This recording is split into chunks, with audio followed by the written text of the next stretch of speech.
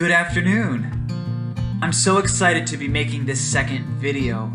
This past month has been so much fun, as I've spent a copious amount of time in different Barnes & Noble stores, book shopping, book reading, and of course, shopping for Criterion Collection films.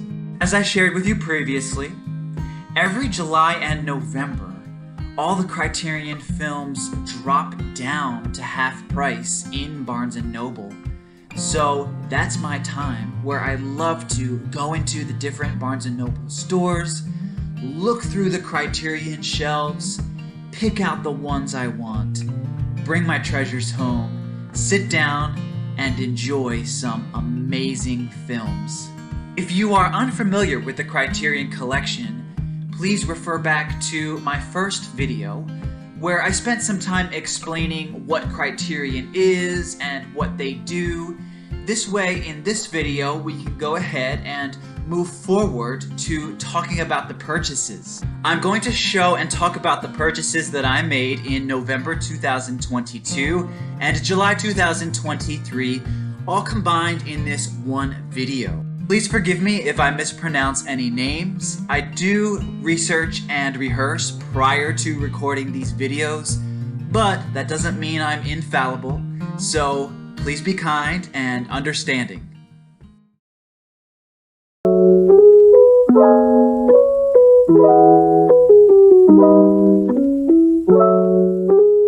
I have watched all of the films I will present, and we will start with the 1982 biographical thriller entitled Missing. This one is directed by Costa Gavras and stars Jack Lemmon and Sissy Spacek. Lemmon and Spacek play the father and wife of American journalist Charles Horman, who disappears while living in Chile during a military coup. Unable to get the help they need from the U.S. consulate, the two concerned individuals take the investigation into their own hands to try to locate the missing writer. This film is based on the book The Execution of Charles Horman, An American Sacrifice, later published under the title Missing. This film won the Palme d'Or and, for Best Adapted Screenplay, won an Oscar. Oscar nominations were also received for Best Picture and for both of its actors. This is a 2-disc set that contains an interview with the director and with the parents of Charles Horman, a special examining the declassified documents concerning the 1973 military coup and the case of Charles Horman, plus other supplements. I appreciated the dramatic elements in this film, particularly between Spacek's and Lemmon's characters, who had a troubled relationship, and how they were put in a position to work out their conflict and differences in order to find their missing loved one. I also appreciated the awareness this film brought of the problem that had occurred in Chile, especially because I was unfamiliar with it, and now I'm eager to check out the supplemental material to further increase my knowledge on the subject. Again, from 1982, we have the film Missing, Costa Gavras directing.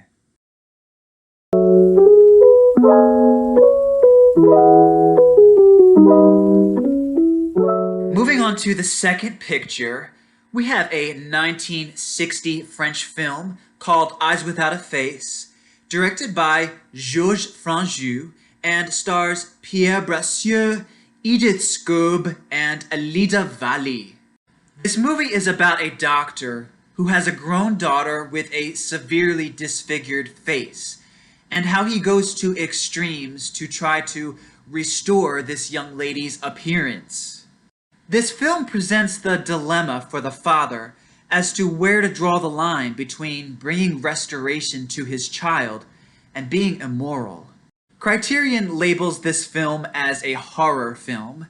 I, however, did not find it to be scary, but I definitely found it to be haunting and dark. It does contain some graphic scenes, In particular, there is one scene where I had to cover my eyes, but I do give this film accolades for what they did with the prosthetic makeup. It's so impressive.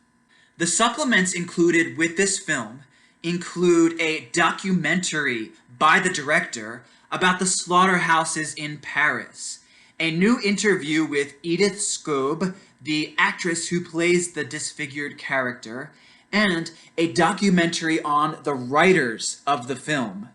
Again, from France, this is the 1960 film Eyes Without a Face, Georges Franju directing.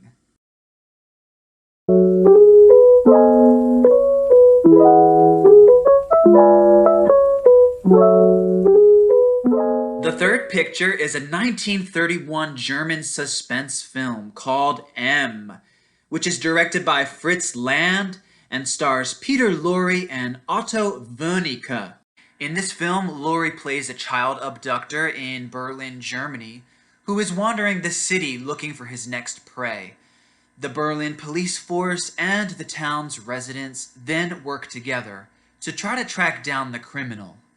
This film does an excellent job at portraying the concern and anxiety among the town's people. It's also known for its use of German expressionism, which basically is art that depicts inner feelings rather than the outside world. This film does an outstanding job at showing us the in-depth planning, procedures, and obstacles involved in trying to find the killer. Out of the many films Land directed, M is considered by many to be his greatest work. This is also on many film lists as one of the greatest films of all time. Supplements included on this Blu-ray are an interview with Land by director William Friedkin, a documentary on the film, a film studies class dialogue on the film led by the editor of M, plus more. Again, from 1931, this is the German film M, directed by Fritz Land.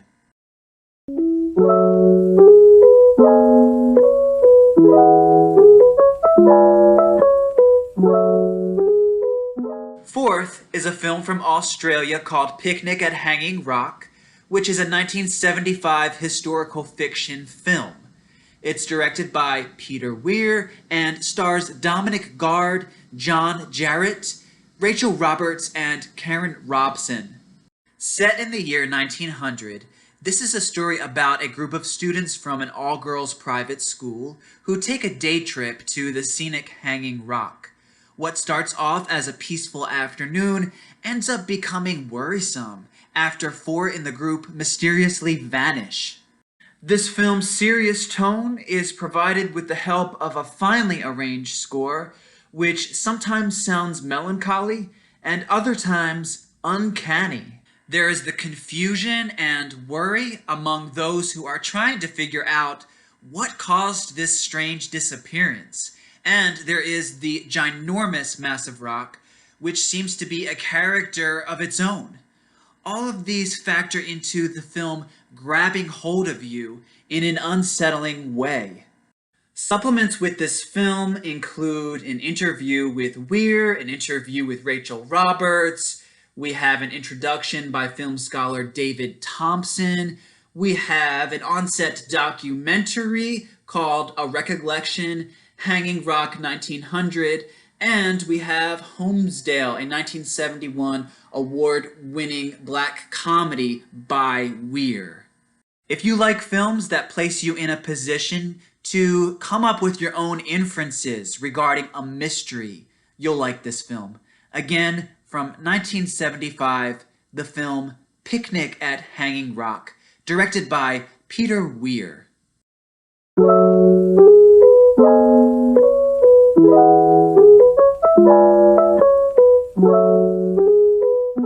Next we have Japón, which is a Mexican film from 2002, directed by Carlos Regadas.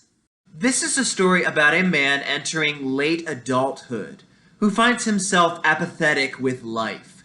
He leaves Mexico City by foot in search of just the right desolate place where he can commit suicide.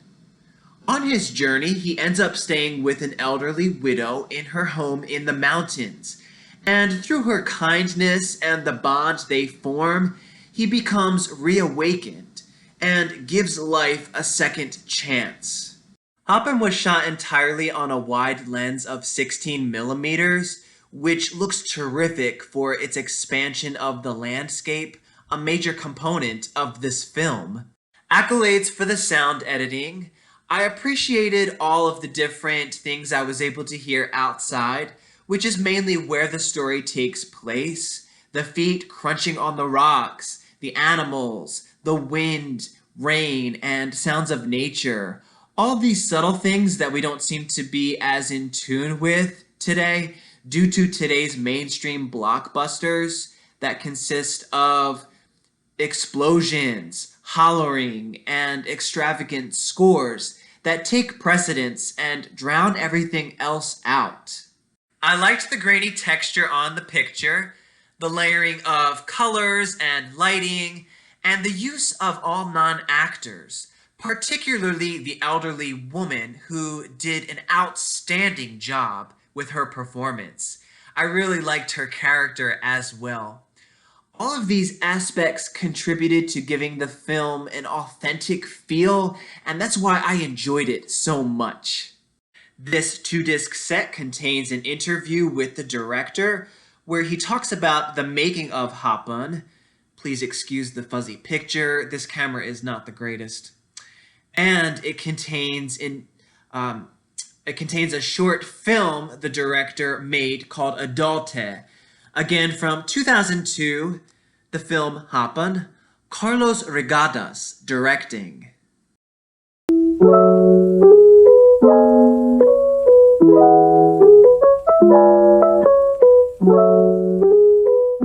The sixth picture is a 1972 Swedish film, and I keep getting a glare, called Cries and Whispers, which is written and directed by the master of dramatic cinema, Ingmar Bergman.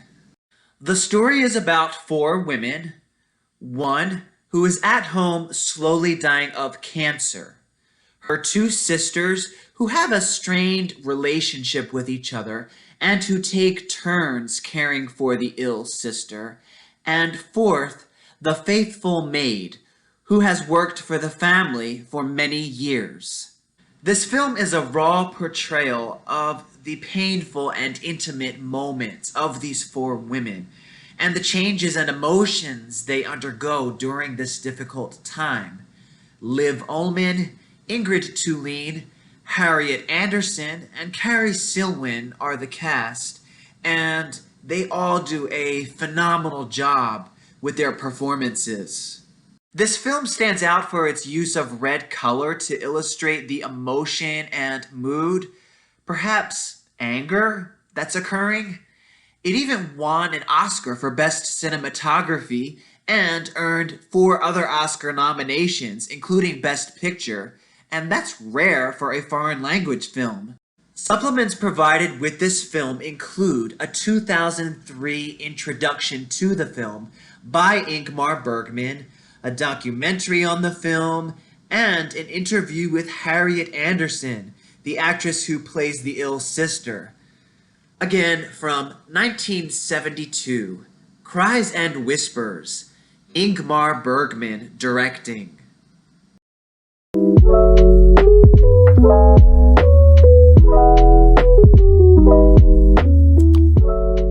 The 7th film is Ladri di Biciclette, or in America, this movie is known as Bicycle Thieves.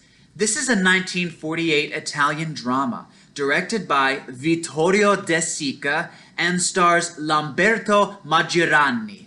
The story is about a poverty-stricken husband and father who takes on a new job which requires him to own a bicycle. Using the little savings he has, he purchases the bike, which ends up becoming stolen on his first day of the job. The distressed man, along with his young son and a few friends, then spend the day searching throughout the city to try to find the bike. This film received an Academy Honorary Award for Best Foreign Language Film.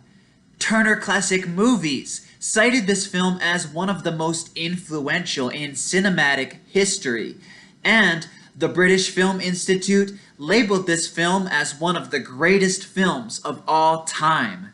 This film is known for its use of Italian neorealism, which is a type of film made between 1943 and 1952, which centers around poverty, oppression, and desperation within the narrative. It is a sad story, but it's a film that I appreciated because it's a reminder of all the things that we own that we may take for granted. Supplements included are Working with De Sica, a collection of interviews with the director. We have Life as It Is, a program on the history of Italian neorealism, and a documentary from 2003 on De Sica. We have a book here on thick paper with beautiful pictures and an essay on the film. Such a nicely put together package. You'll never get anything like this from streaming. Again, from 1948, we have Bicycle Thieves, Vittorio De Sica directing.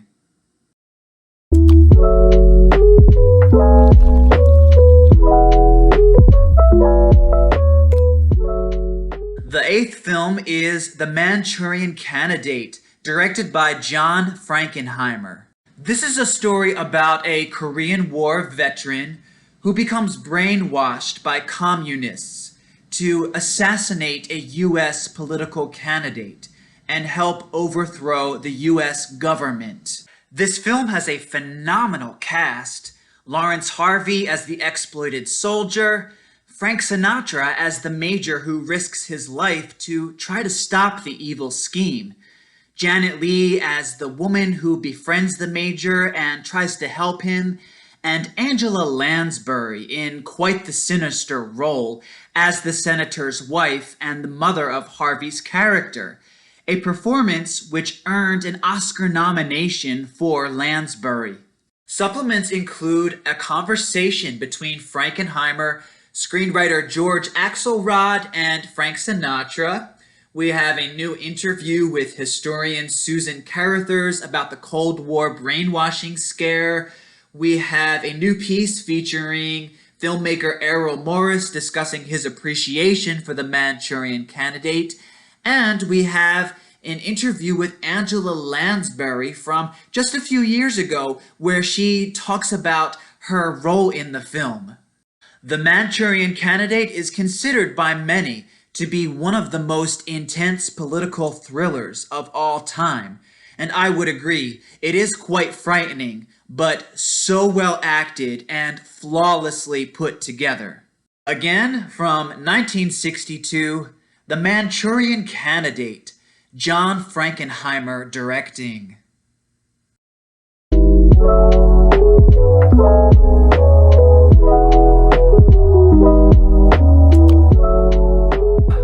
The ninth film is The Learning Tree, directed by Gordon Parks. This is a coming-of-age story about a black 15-year-old boy living in 1920s Kansas. The story presents his new awareness of life's various aspects, like romantic love, prejudice, justice, and immortality that arise in his world as he transitions into adulthood. This film deals with the theme of how our choices shape these various aspects that come into all of our lives. This is a compelling and moving film, and one where you really feel empathy for the main character. This film broke records when it became the first film to be directed by a black director for a major American film studio. It is also among the first group of 25 films to be selected by the Library of Congress for preservation in the U.S. National Film Registry because of its significance. Supplements on this 2-disc set include a new documentary on the making of the film and its artistry, a new conversation among different arts professionals discussing the influence of director Gordon Parks. We have a documentary called My Father Gordon Parks, made on the set of The Learning Tree and narrated by Gordon Parks Jr., and 2 films the director had creative roles in a year prior to making The Learning Tree. Included is a lovely book with exquisite photos and different literature written by the director, including a couple of chapters from his 2005 memoir that he wrote at age 93. From 1969, based on the director's semi-autobiographical novel, The Learning Tree, directed by Gordon Parks.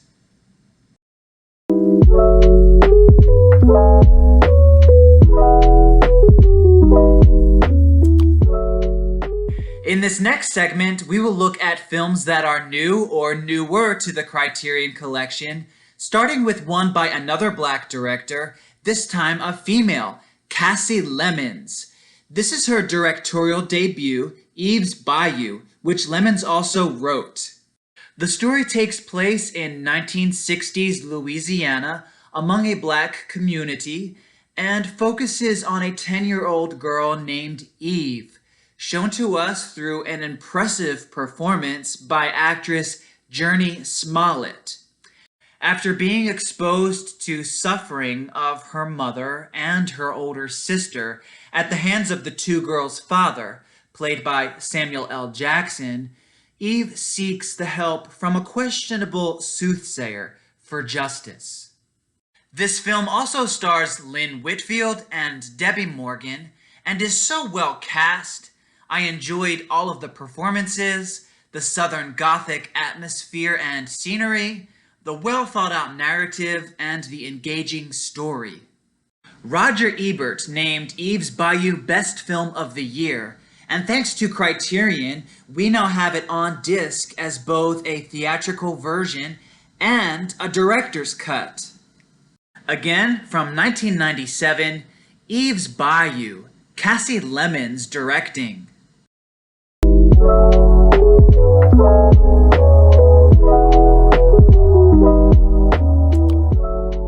Also from the year 1997, we have the Japanese psychological suspense film, Cure, directed by Kiyoshi Kurosawa and starring Koji Yakusho.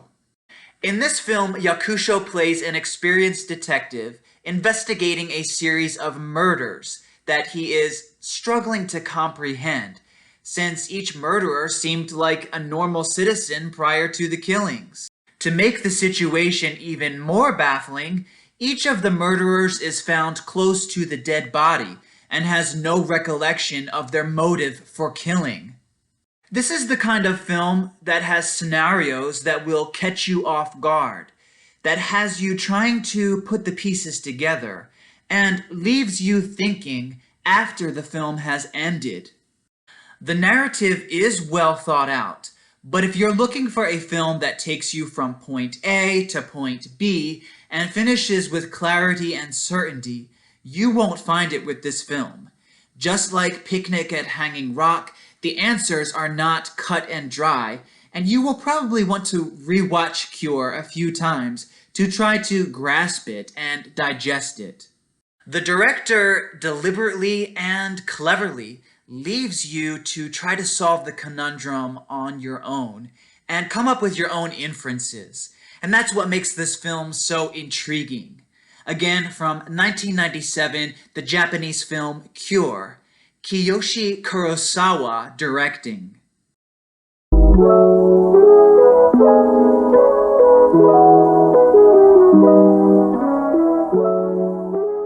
The 12th film is called Summertime and is directed by David Lean and stars Katharine Hepburn, the 4-time Oscar-winning actress, and the Italian actor Rossano Brazzi. This is a drama romance about an American, played by Hepburn, who travels solo to Venice for the first time.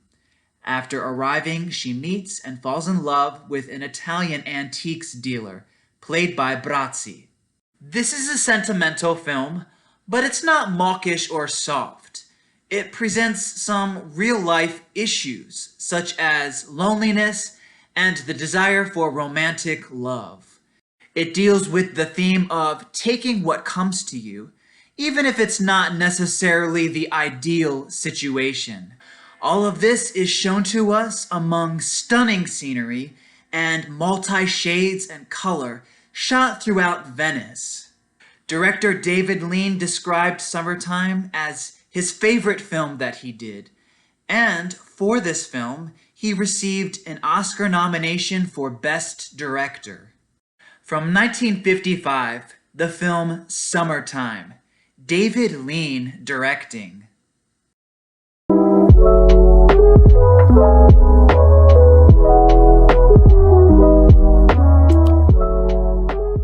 The 13th film is a 1963 British drama called The Servant. It is directed by Joseph Losey and stars Dirk Bogarde, James Fox, Sarah Miles, and Wendy Craig. The story involves a rich young man who, after recently moving into a new home, hires a manservant. The customary roles of the two men gradually become blurred and reversed as the servant takes over his master and the home. This film is a great representation of Losey's common motifs of characters' psychological manipulation, control, and class conflict. He also uses image close-ups and setting to help convey meaning to the story and dimensions to the characters.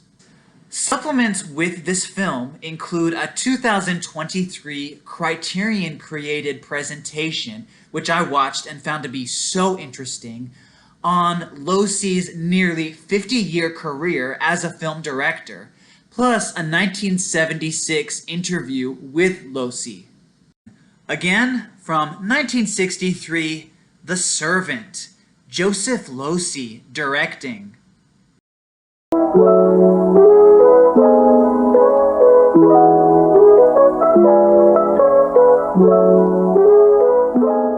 The 14th film is called The Power of the Dog, directed by Jane Campion, and stars Benedict Cumberbatch, Kirsten Dunst, Jesse Plemons, and Cody Smith-McPhee. This is a Netflix film, but my friend and I were fortunate to be able to see it in the cinema, and we were blown away by it. When I heard that Criterion was taking the lead in getting this film transferred to video, I was ecstatic and knew that I had to buy a copy. As you can see, Criterion did an exceptional job creating the cover art for this film. I like it better than Netflix's art. I like Criterion's use of color and lighting, and the illustration showing a bit of depth to the main character. The story takes place in a 1920s Montana ranch where the main character, Phil, resides with his brother and later on sister-in-law and her teenage son. Cruelty flows consistently out of Phil, but as the film unfolds, his negative outward expressions are revealed to perhaps have more to them than meets the eye. I liked the cinematography of the mountainous Montana landscape. I liked the grim score. But what stood out is Campion's use of characters. I really liked how this film took its time introducing us to these people and allowing us to focus closely on what's happening with them and what's occurring in their world. It's a storytelling quality that you don't see too often in today's mainstream films. This is definitely a deep character study kind of film that you can watch multiple times in order to peel away the many layers of these characters and try to figure out what's going on with them internally, particularly between the Cumberbatch and Smith-McPhee characters. This film deals with many issues, such as self-confidence absence, anger, revenge, psychological abuse, manipulation, toxic masculinity, and repressed homosexuality. Campion won an Oscar for her direction, and this film earned 11 other Oscar nominations. From 2021, The Power of the Dog, directed by Jane Campion.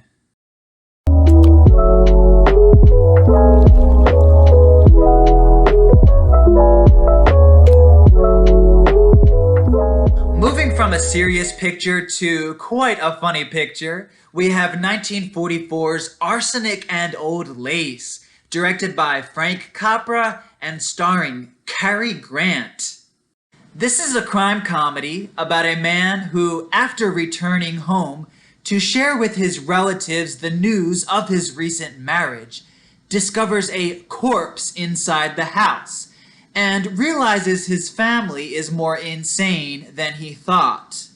It was so funny watching Cary Grant get flustered, confused, and annoyed all throughout the film by the unusual situations in the story. All the characters are colorful, the dialogue witty, the situations go from bad to worse, and the movie moves at a pretty good and steady pace. This is one of those films that is just entertaining to watch. It's a good, clean comedy that provides laughs, and laughter is something we all need more of in our lives. I've always said laughter is the best medicine for the soul, and that's what this film provides. You definitely should check it out. Again, from 1944, the comedy Arsenic and Old Lace, Frank Capra directing.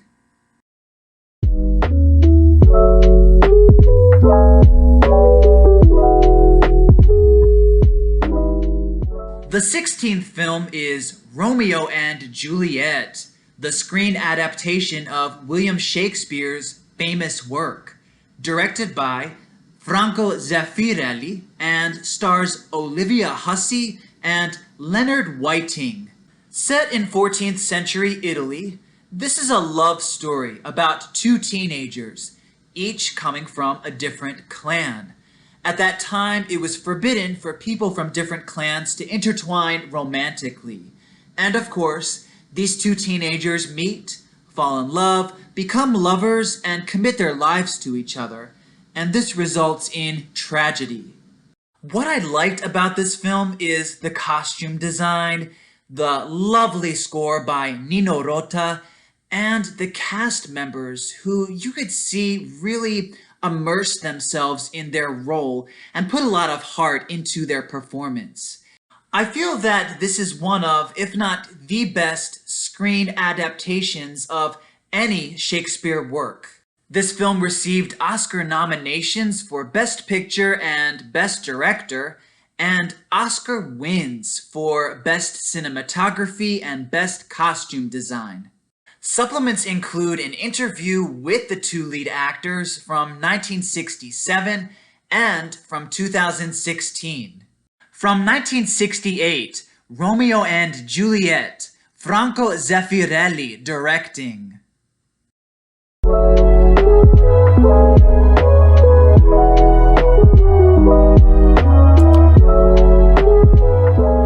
Lastly, we have Devil in a Blue Dress, which is a 1995 mystery crime film directed by Carl Franklin and stars Denzel Washington in the lead role and a supporting cast that includes Don Cheadle and Jennifer Beals.